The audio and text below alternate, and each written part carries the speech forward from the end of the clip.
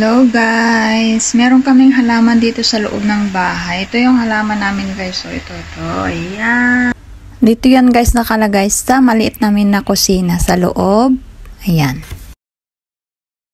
Guys. Ayan.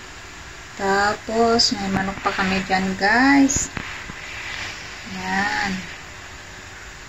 Diba? Ayan ang halaman namin dito sa loob. Meron din kaming halaman doon sa CR. Tara guys, tingnan natin. Pasok tayo guys.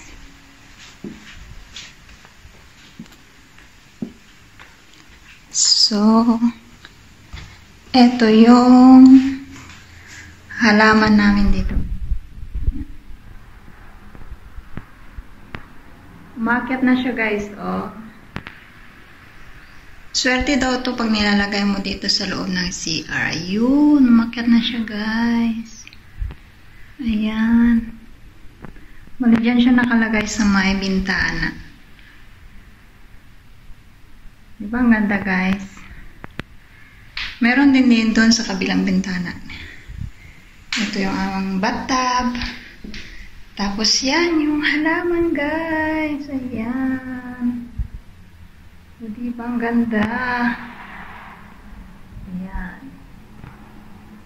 Maliit lang ito dati nung nilagay namin dito. Tapos ngayon lumaki na siya ng lumaki guys. Ayan. Sabi nila kapag nilagay mo sa CR to parang make you fresh. Tapos sabi nila swerte daw. Siguro nga. Ayan guys. Ganda diba? So, yan lang guys. Maglilinis na ulit ako. Bye-bye. Thank you for watching guys.